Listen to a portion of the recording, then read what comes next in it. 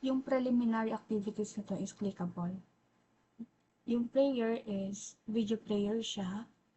And then, itong greetings, and also, ano na din siya, energizer.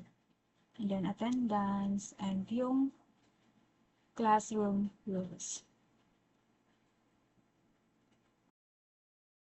Next, yung dito naman sa motivation part. Itong picture na to, 1, 2, 3 is clickable. Pwedeng pumili sa student kung ano yung gusto niyang sagutan. And each of the picture is merong jumbled letters.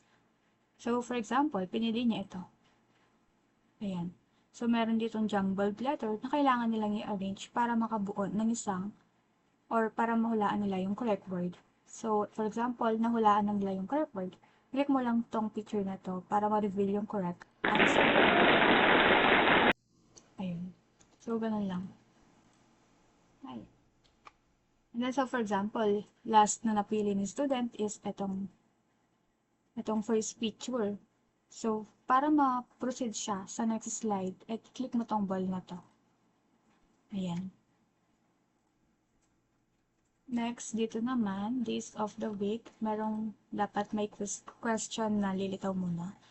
Ayan, what is the probability? Tapos after nyan, meron mga questions dito. So, for example, number 1, click mo lang to.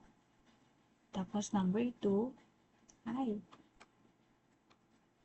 number 2, number 3, dapat may hand muna siya para bago mo siya click para hindi siya mag-next. Tapos number 4. Ayun. Ganun lang din dito. Number 1, number 2, number 3. Ayun.